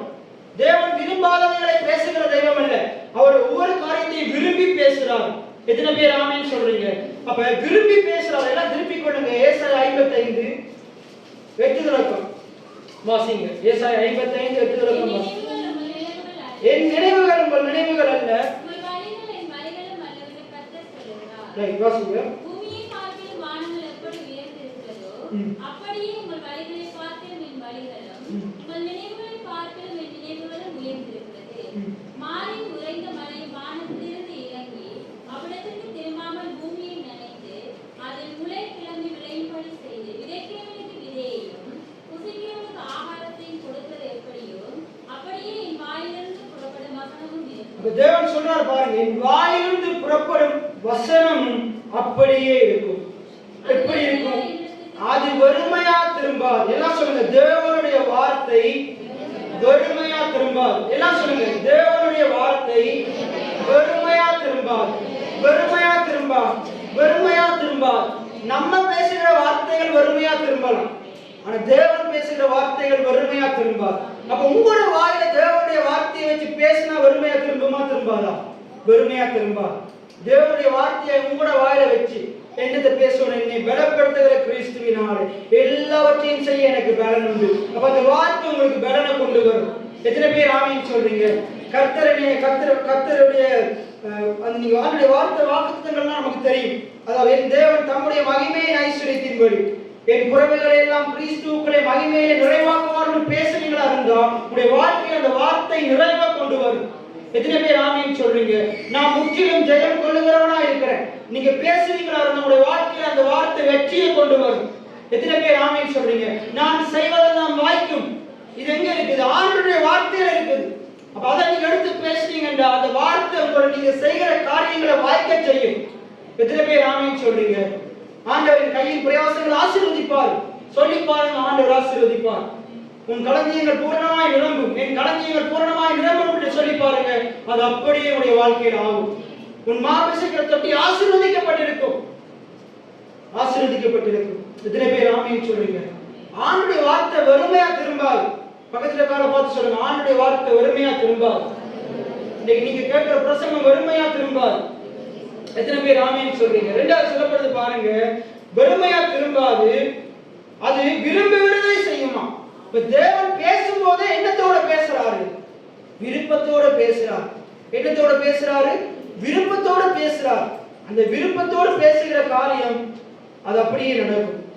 ஈசாக்கு ஆபிரகாமுக்கு விருப்பமோ இல்லையோ, ஆபிரகாமுடைய சந்ததி ஆசீர்வதிக்கப்படுறது நான் நினைக்கிறேன் ஆபிரகாமுக்கு விருப்பமோ இல்லையோ, ஆண்டவர் விரும்புகிறார். இன்னைக்கு நீங்க நல்லா இருக்கணும் என்று நான் அடிக்கடி சொல்ற வார்த்தை, நீங்க நல்லா இருக்கணும் என்று நீங்க விரும்புகிறத காட்டிலும் ஆண்டவர் கோடி மடங்கு அதிகமா விரும்புகிறார். உங்களோட பிள்ளைகள் நல்லா இருக்கணும் என்று நீங்க விரும்புகிறத காட்டிலும் ஆண்டவர் கோடி மடங்கு விரும்புகிறார். எத்தனை பேர் ஆமென் சொல்றீங்க? அதுதான் ஆண்டுடைய நினைவுகளா இருக்கு. நம்முடைய நினைவுகள் எப்பயுமே குறுகளா இருக்கு. ஆண்டுடைய நினைவுகள் விசாலமா இருக்கு. அவர் நமக்கு விசாலத்தை ஏற்படுத்துகிற தெய்வமா இருக்கிறார்.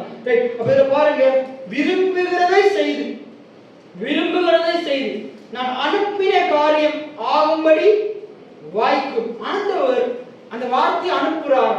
அதான் ஆண்டவருடைய வார்த்தை சங்கீதத்துல சொல்லப்படுது, அவர் தமது வசனத்தை அனுப்பி குணமாக்கி. ஆண்டவர் அவருடைய வசனத்தை அனுப்பி குணமாக்குறார். அப்ப ஆண்டவர் முதலாவது என்னத்தை அனுப்புறார்? நம்முடைய வாழ்க்கையில ஒரு ஆசீர்வாதம் வரணும்டா, நன்மை வரணும்டா. ஆண்டவர் நமக்கு தேவையான எல்லாம் நமக்கு வேணுமா இருந்தா ஆண்டவர் என்னத்தை அனுப்புறார்? முதலாவது அதற்குரிய வார்த்தையை அனுப்புறார். நான் கொஞ்ச நேரத்துக்கு முன்னாடி சொன்னேன், இப்ப ஒரு குமாரனாக இயேசு கிறிஸ்து பூமியில பிறக்கணும். தேவதூதன் கையில கொண்டு வந்திருந்தாங்க, தேவன் தந்தாரு, இவர் பரிசுத்த ஆவியினால் நிரப்பப்பட்ட பிள்ளைன்னு சொல்லிட்டு ஒரு குழந்தையை கொண்டு மரியாதை கையில கொடுக்கல. என்னத்தை கொடுக்கிறாரு? வார்த்தையை கொடுக்கிறார். அதனால யோவான் 1:14 சொல்லுது, அந்த வார்த்தை மாம்சமாகி. என்ன சொல்லுங்க? வார்த்தை மாம்சமாகி. அப்ப மரியாதைக்கு என்ன கொடுக்கப்பட்டது? வார்த்தை கொடுக்கப்பட்டது.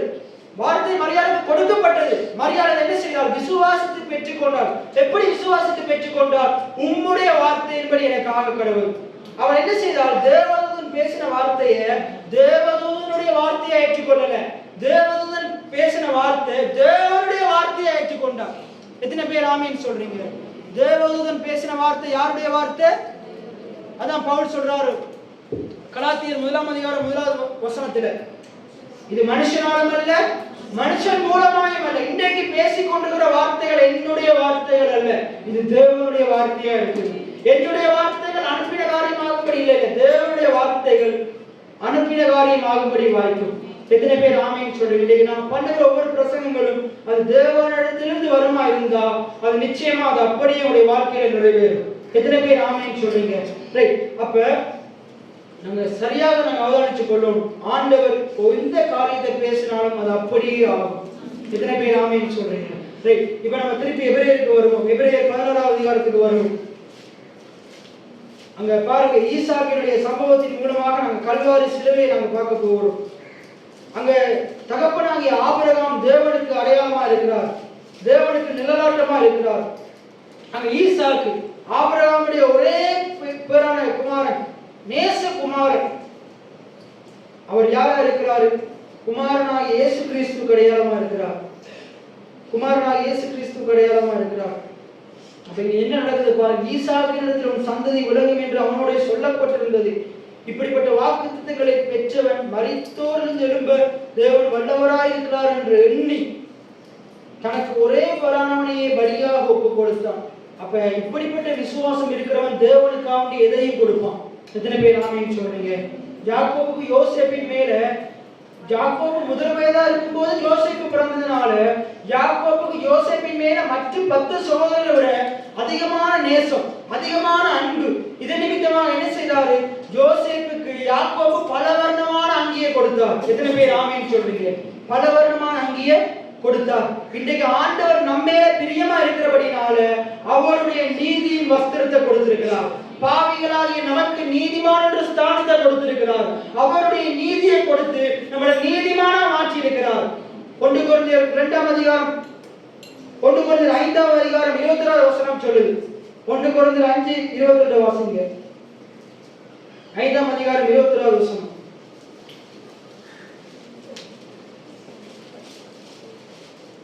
1 கொரிந்தியர் 5ஆம் அதிகாரம் 21வது வசனம். 2 கொரிந்தியர் வாசிங்க. 2 கொரிந்தியர். நாம் அவருக்குள் தேவனுடைய நீதியாகும்படி பாவம் அறியாத அவரை நமக்காக பாவமாக்கினார். கல்வாரி சிலுவையில பாவமே அறியாத இயேசு கிறிஸ்துவை பாவமாக்கினாராம். ஒப்பு கொடுத்தாராம்? நம்ம தேவனுக்குள்ள நீதிமானாகும்படி, நம்ம நீதிமானாகும்படி, தேவனுடைய நீதியை பெற்றுக்கொள்ளும்படி. எத்தனை பேர் ஆமென் சொல்றீங்க? தேவனுடைய நீதியை பெற்றுக்கொள்ளும்படிக்கு பாவம் அறியாத அவரை, குமாரனாகிய இயேசு கிறிஸ்துவை தேவன் எப்படியாக்கினாராம்? பாவமாக்கினாராம். அப்ப பாவம் அறியாத இயேசு கிறிஸ்து பாவமானது உண்மையா இருக்குமா இருந்தா, நீதி செய்யாத நான் தேவனால் நீதிமானாக்கப்பட்டது அதிக நிச்சயமா இருக்கு. எத்தனை பேர் ஆமென் சொல்றீங்க? இப்ப நாங்க திருப்பி எபிரேயர் 11க்கு வருவோம். அப்ப இத சொல்லப்படுது பாருங்க, தனக்கு ஒரே பேரானவனையே பலியாக ஒப்பு கொடுத்தான். பலியாக ஒப்பு கொடுத்த அவன் மரித்தோரிலிருந்து அவனை திரும்ப பாவனையாக பெற்றுக் கொண்டான். எத்தனை பேர் ஆமென் சொல்றீங்க? அவன் தேவனுக்கு என்ன செய்தான்? தேவன் மேல் உள்ள அன்பால கொடுத்தான். தேவன் அந்த அன்பை பார்த்து திருப்பி கொடுத்துட்டார். ஆபிரகாம் கொடுத்ததை அவர் எடுத்துக்கொண்டு அப்படியே வச்சுக்கொண்டு இல்லை, அவன் கொடுத்ததை திருப்பி கொடுத்துட்டார். இன்னைக்கு ஆண்டவர் விசுவாசிச்சு நீங்க கொடுக்கும் போது, நீங்க எதை கொடுத்தாலும் ஆண்டவர் அந்த காரியத்தை ஆசீர்வதித்து உங்களுடைய வாழ்க்கையில பல மடங்கு ஆசீர்வாதத்தை திருப்பி தர வல்லமை உள்ளவராக இருக்கிறார். எத்தனை பேர் ஆமென் சொல்றீங்க? இப்ப நாங்க நாங்க ஆதியாகமம் 22க்கு வருவோம். நாங்க வாசித்து நிறைவு செய்ய போகிறோம். ஆதியாகமம் 22வது அதிகாரம், அதுல அந்த சம்பவம் இருக்கு. 1ஆம் வசனத்திலிருந்து நாங்க வாசிக்கும் பொழுது, அதுல ஆண்டவர் இந்த காரியங்கள் நடந்த பின்பு தேவன் ஆபிரகாமை சோதித்தார். எப்படி எனில், அவர் அவனை நோக்கி ஆபிரகாமே என்றார். அவன் இதோ அடியேன் என்றான். அப்பொழுது அவர், உன் புத்திரனும் உன் ஏகசுதனும் உன் நேசகுமாரனுமாகிய ஈசாக்கை நீ இப்பொழுது அழைத்துக் கொண்டு மோரியா தேசத்துக்கு போய் அங்கே நான் உனக்கு குறிக்கும் மலைகள் ஒன்றின் மேல் அவனை தகன பலியாக பலியிடு என்றார். ஆபிரகாம் அதிகாலையில் இருந்து தன் கழுதையின் மேல் சேலம் கட்டி தன் வேலைக்காரர் 2 பேரையும் தன் குமாரன் ஈசாக்கையும் கூட்டிக் கொண்டு விழுந்து கொண்டு தேவன் தனக்கு குறித்த இடத்துக்கு புறப்பட்டு போனான். 3ஆம் நாளில் ஆபிரகாம் தன் கண்களை ஏறெடுத்து பார்த்து தூரத்தில் அந்த இடத்தை கண்டான். பாருங்க, 3 நாள் ஆயிருச்சு. இப்ப அவனுக்கு விளங்குது, தூரத்துல பாக்குறான், நோக்கி பாக்குறான். ஈசாக்க பலிக்கு விட வேண்டிய சிலுவை கரையாம இருக்கு பாருங்க. அதான் சிலுவையை நோக்கி பார்த்தவர்கள், நாங்க போனவங்க பார்த்தோம். அந்த வெண்கல சர்ப்பத்தை நோக்கி பார்த்தவர்கள் பிழைத்துக் கொண்டார்கள். அப்ப இவன் இந்த இடத்துல வந்துட்டான். வந்த உடனே அவன் நோக்கி பார்க்கிறான். நோக்கி பார்க்கும்போது அங்க என்ன தெரியுது? அவன் பலி செலுத்த வேண்டிய இடம் தெரியுது. நோக்கி பார்க்கிறான் பாருங்க. அது சொல்லப்படுது, தெளிவாக அந்த வார்த்தை சொல்லப்படுது. வாசிங்க அந்த வசனத்தை திருப்பி, அந்த வசனத்திலிருந்து திருப்பி வாசிங்க. 3ஆம் நாளில் ஆபிரகாம் தன் கண்களை ஏறெடுத்து பார்த்து தூரத்திலே அந்த இடத்தை கண்டான். அப்பொழுது ஆபிரகாம் தன் வேலைக்காரனை நோக்கி, நீங்கள் நிறுத்தி, நானும் பிள்ளையாண்டானும் அவ்விடம் மட்டும் போய் தொழுது கொண்டு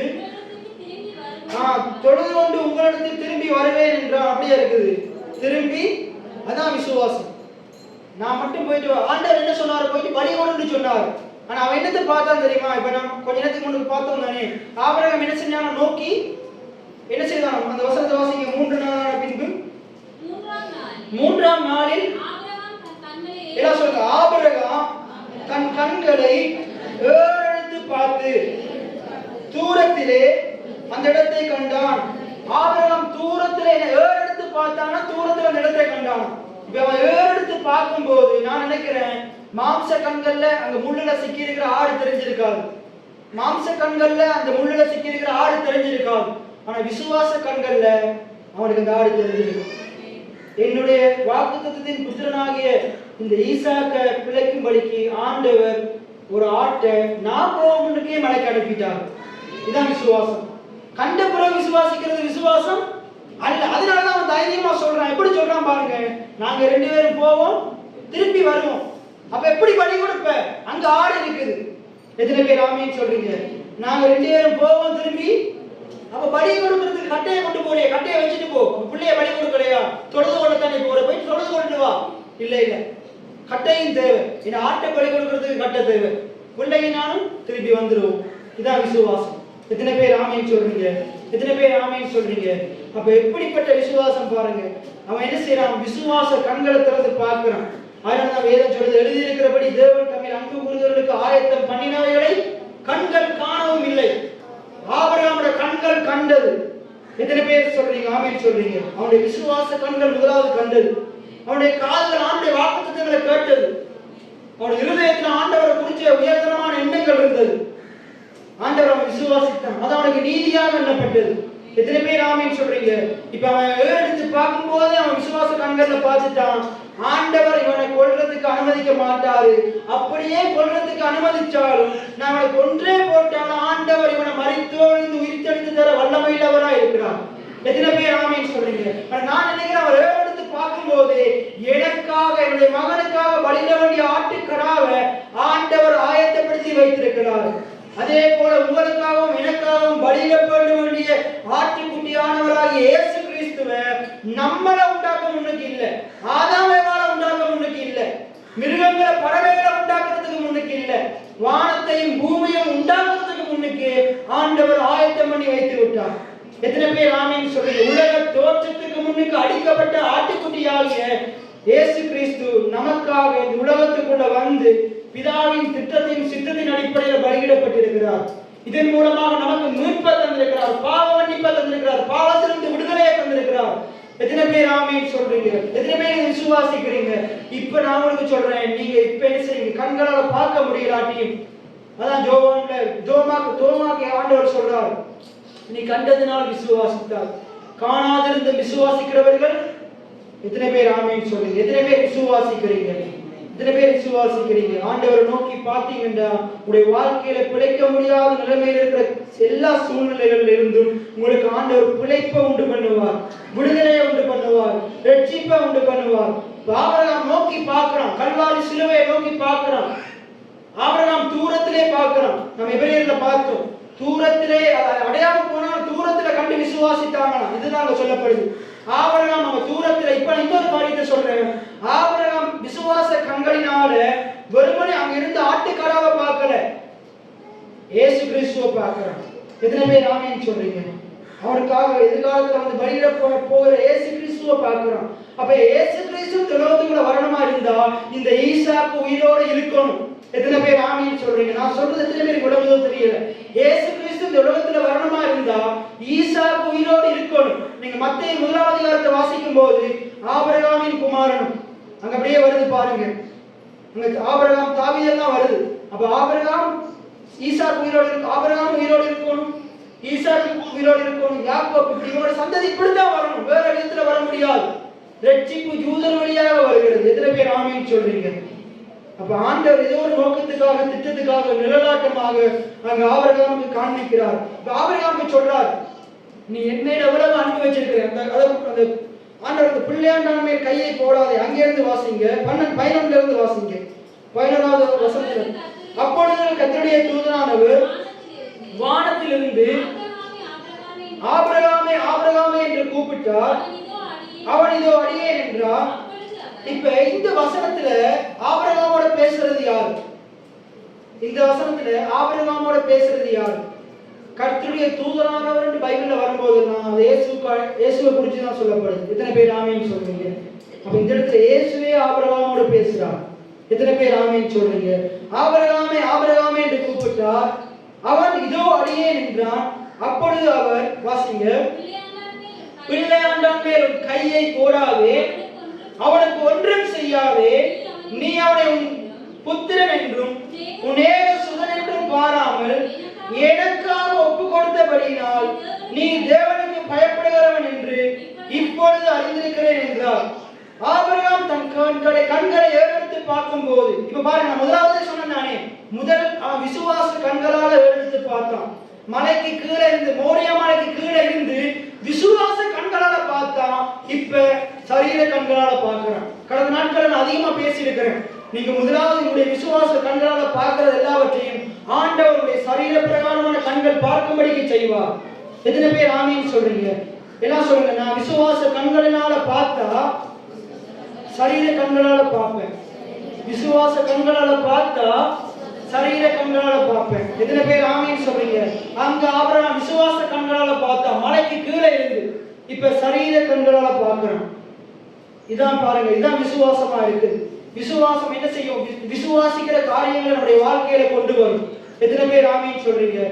அதான் பைபிள் சொல்றது, காணப்படுகிறவைகளே அல்ல.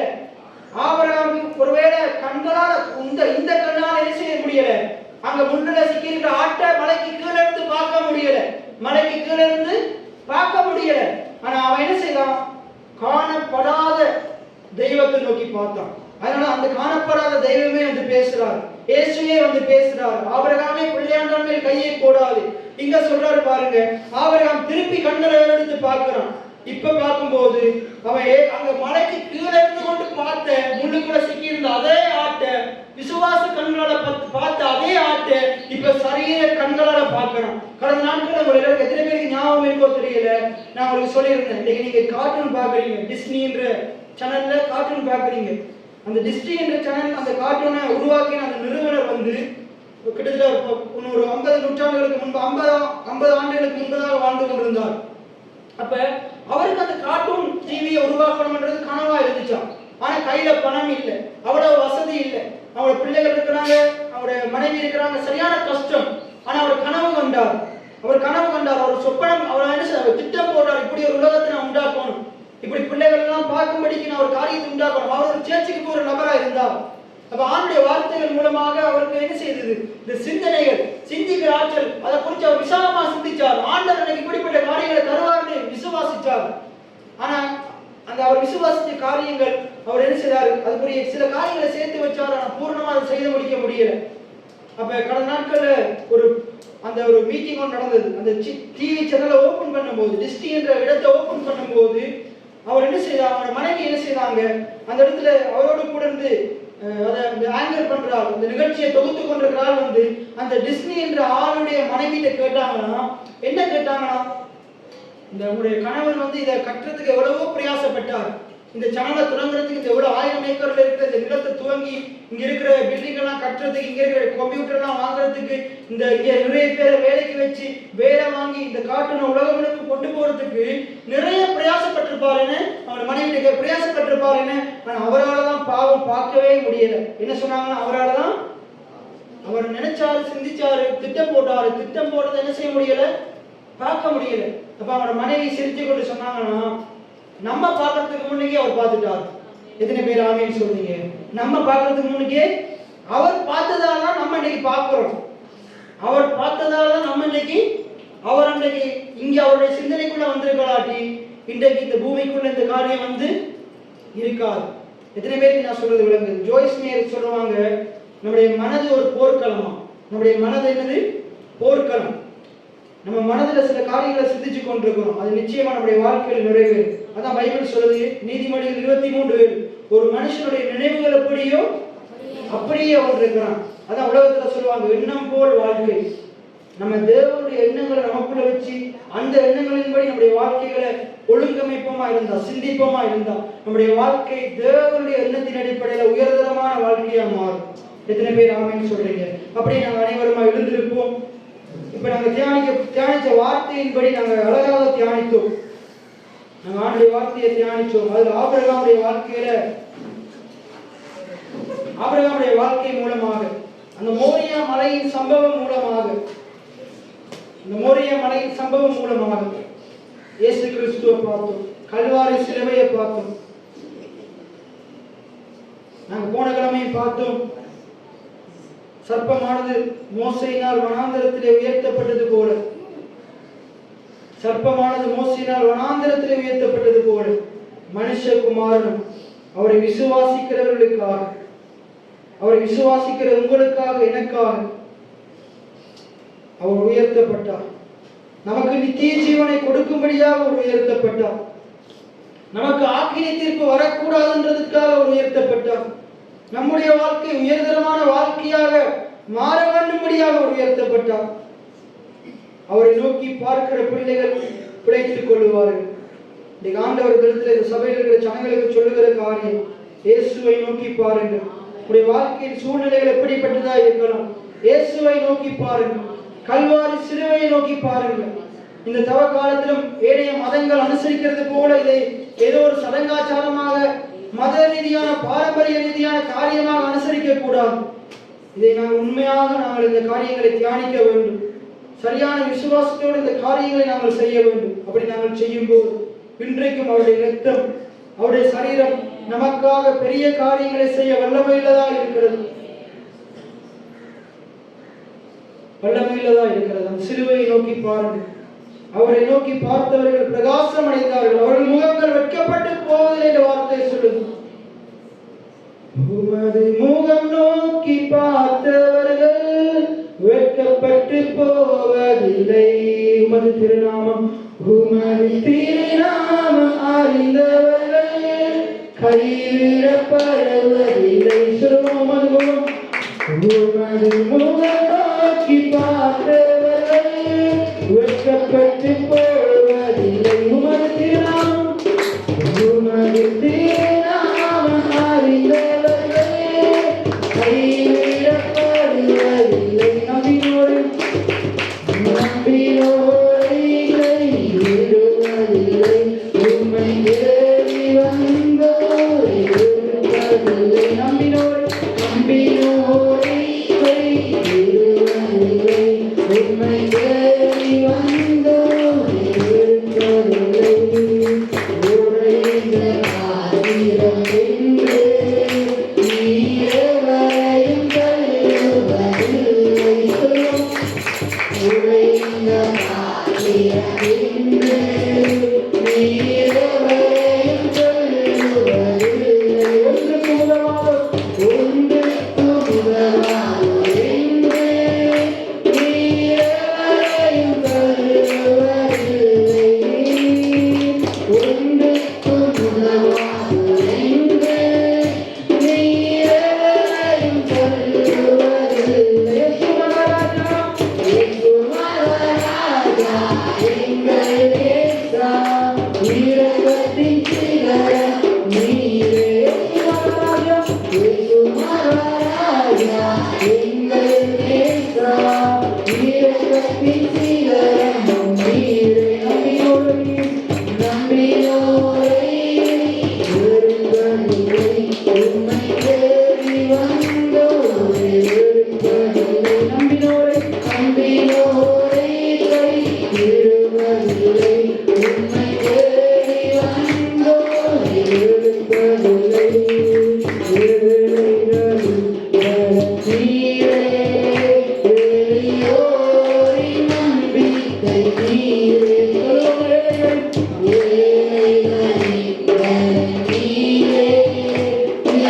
எளியோரின் நம்பிக்கை நீரே. திக்கற்றோர் வேதனை அறிந்து உதவிடும் தகப்பனும் நீரே. திக்கற்றோர் வேதனை அறிந்து உதவிடும் தகப்பனும் நீரே. மகாராஜா எங்கள் நேசா இரக்கத்தின் சிகரம் நீரே. மகாராஜா எங்கள் நேசா இரக்கத்தின் சிகரம் நீரே. நம்பினோரை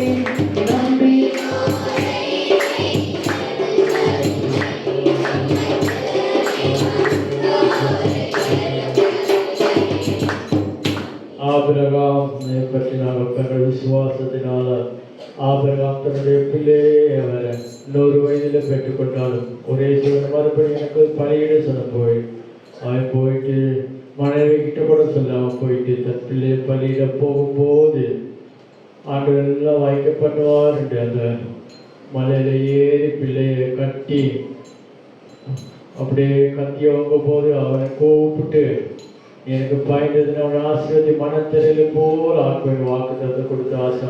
எங்கள் ஆண்டவராக இயேசு கூட எங்களுக்காக பூமி வந்து கல்வாரி சிலுவையில் இந்த நாட்களில் பாடுபட்டதை நாங்கள் நினைவு கூறுவோம்.